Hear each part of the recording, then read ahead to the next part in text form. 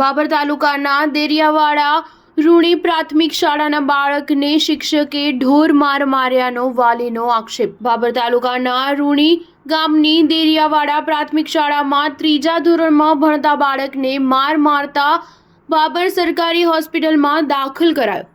બાળકને પીઠ તેમજ ગાલ ઉપર માર્યાનો વાલી દ્વારા આક્ષેપ કરવામાં આવ્યો અને તેના નિશાન પણ દેખાયા। વાલી દ્વારા પોલીસ ફરિયાદ કરવાની તજવીજ હાથ ધરવામાં આવી। બાળકને ઢોર માર મારતા વાલીઓમાં રોષ જોવા મળ્યો હતો। શિક્ષકનો ફોન ઉપર કોન્ટેક્ટ કરતા મીડિયા રિપોર્ટરનો ફોન ઉપાડવામાં આવ્યો ન હતો। સત્ય હકીકત તપાસ બાદ જ બહાર આવશે। न्यूज़7 પાટણ। કયા ધોરણમાં બને છે? ત્રીજામાં। શું બનાવ બન્યો હતો? શું કારણે માર્યો હતો તને? અક્ષર નતા। કોણે માર્યો હતો? શું નામ બેનનું અને સાહેબનું? કઈ શાળામાં ભણે હતો? દેરીવાળા પ્રાથમિક શાળા રૂની। શું માર્યું હતું તને? છૂટીને લાફો માર્યો।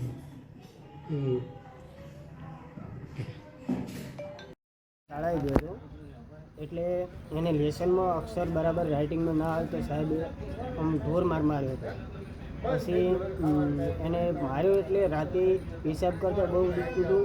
વહેલા એકી કરવા જઈએ એટલે ખૂનના 2 ટીપા પડ્યા। આખું કાનમૂળ બરાબરના આખા ભરાઈ ગયું છે। મોરમ હજી સુધી લોહી પણ ભરેલું છે।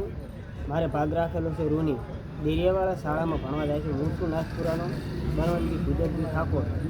કયા સાહેબે મારે? ચિંતનભાઈ મણીલાલ આચાર્ય સાહેબે મારે। મારવામાં કોઈ ખામી નહીં, ખૂબ માર્યો એટલે ખૂબ। છતાં અમે ફરિયાદ કરવા ગયા એટલે જે બીજા લોકો છે રૂનીના એમને આવીને મને ફરિયાદ ન કરવા દીધી। પાછળ તો છતાં બહાર કાઢીને એવું કહે કે આઈકન તમારું કશું ચાલવાનું નહીં। બિલકુલ એટલે બિલકુલ જે તે અમે કરશું એ થાય। શાળા અમારી છે, કોઈ ઠાકોરોના છોકરાની એલસી રહેવી જોઈએ નહીં શાળાની અંદર। પછી મેં એમ કીધું એટલે મેં કીધું શાળા તમારી નથી। ના કે શાળા મારી જ છે, તમને એલસી મળી જશે। મેં કીધું કોઈ વાંધો નહીં, એલસી મળી જાય તો મારે બીજી અનેક શાળાઓ છે। મેં એવું પણ એમને કયા ધોરણમાં ભણતો? ત્રીજા ધોરણમાં પણ। અને અત્યારે ક્યાં આવેલા છો તમે? અત્યારે બાબર સરકારી હોસ્પિટલમાં દાખલ છે, દવા પણ એની ચાલુ છે અત્યારે। તમારું નામ? મારું નામ બળવંતજી ભુદરજી ઠાકોર, અને ગામ નાથપુરા। કયા ગામ? કોણે તમને એવું કહ્યું કે આ સ્કૂલ અમારી છે, તમારું નહીં ચાલે? એ કોઈક ભાઈ હતા, એમનું નામ મને બરાબર ખબર નહીં, પટેલ હતા। વચ્ચે અમે આવતા હતા ફરિયાદ કરવા એટલે અમને વચ્ચે પણ રોકી લીધા, ફરિયાદ કરવા ન આવવા દીધા। છતાંય હું એફઆર ફાડવાનું કીધું, એ એફઆર ફાડી નહીં। અરજી આપી છે ત્યાં કોઈ? હા, અરજી મેં કરી હતી। પછી ભરતભાઈ ગૌસ્વામી છે, એમણે મને એવું કીધું કે હું કાલે શાળાએ આવી અને તપાસ કરીશ। અને એની પહેલાં શું કે રાતે છોકરો બહુ હેરાન થતાં હું વહેલો સવારે હોસ્પિટલ પહોંચી ગયો હતો। ઓકે। આ જે ઘટના બની કાલે સોમવારની બની છે અને જે આખા ગુજરાતની અંદર એક શિક્ષણને લાંછન લાગે એવું કામ આ એક શિક્ષકે કર્યું છે।